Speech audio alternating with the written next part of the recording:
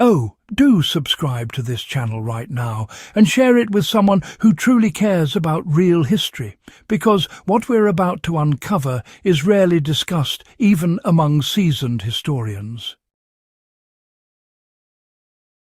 If you're serious about wartime survival systems, civilian resilience, and how ordinary folks quietly fed entire cities under impossible conditions, well, this episode is for you. By the end of this guide, you'll understand not just what the Invisible Garden was, but how its principles can still be applied today in modern urban survival planning.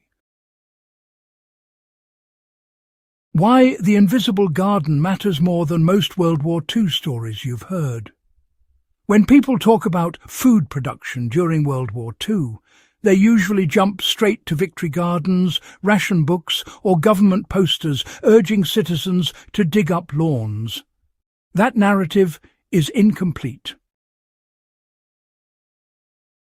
Beneath the official programs existed a far quieter, unofficial system of food cultivation that deliberately avoided visibility. These were not gardens meant for morale or propaganda. They were designed to survive bombings, inspections, theft, and social collapse. Historians call this network of practices the Invisible Garden, not because it was a single program, but because it was a shared survival instinct refined by civilians who understood scarcity long before governments reacted. The Invisible Garden. It wasn't really about abundance, you see. It was about continuity. It allowed families to eat when, well, supply lines failed, markets were destroyed, and, yes, official rations dropped below subsistence. And unlike those formal victory gardens, these spaces were never meant to be counted, photographed, or, regulated. In cities across Britain, Germany, occupied Europe and parts of Asia, food production had to adapt to air raids, blackouts, and the constant risk of confiscation. Rooftops, well, they were dangerous because they were visible from above. Front yards, they attracted attention. Public allotments, they could be bombed or seized. So people turned inward. Basements, courtyards, stairwells, bomb shelters, attics, and even abandoned tram tunnels became production zones. This wasn't gardening in the modern sense. No, it was controlled, concealed food manufacturing.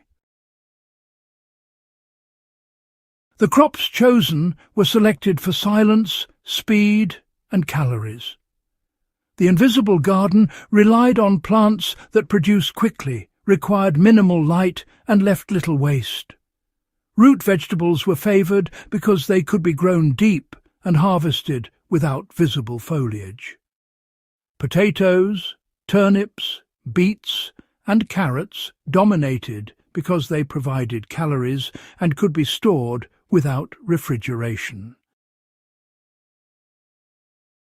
If you're applying this today, the lesson is crop discipline. You don't grow what looks good. You grow what survives interruption. A modern equivalent would be cultivating potatoes in stacked containers in a storage room, or producing oyster mushrooms in a closet using waste materials. Waste recycling became the backbone of food survival. Nothing was thrown away. Kitchen scraps were composted in sealed containers to avoid smell. Grey water from washing was filtered through sand and reused for irrigation. Ash from coal stoves provided potassium-rich fertilizer. Even human waste, after careful composting, was used in extreme cases despite the risks. So, this system worked, really, because it was decentralized.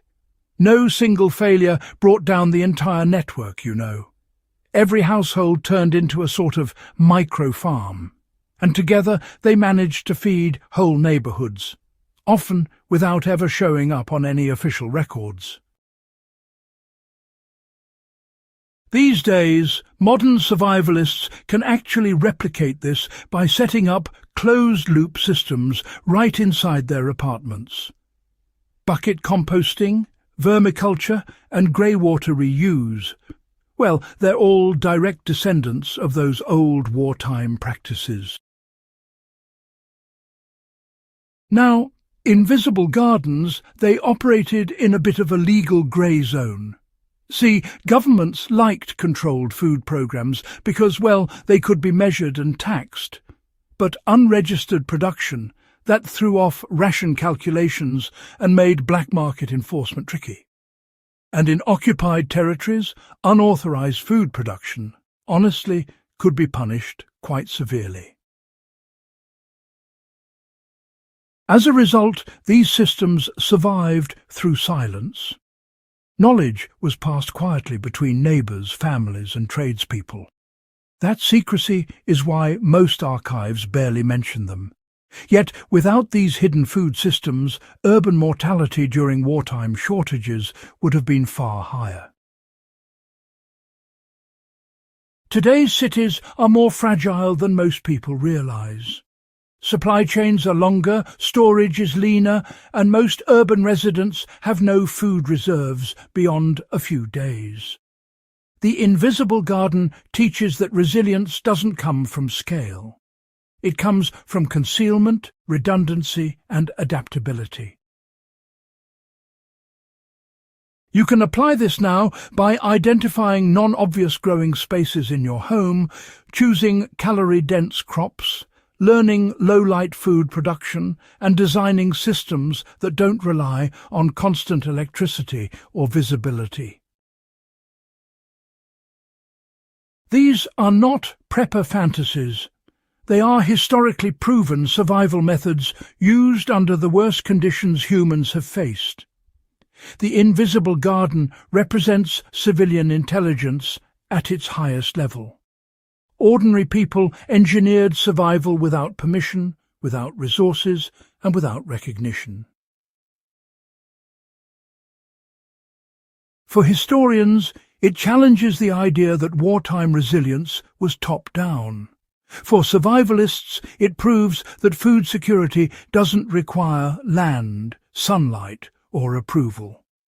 If this deep dive added something new to your understanding of wartime survival, subscribe to the channel, share this with a fellow history buff, and keep these lessons alive. The past still has a lot to teach those willing to look beneath the surface.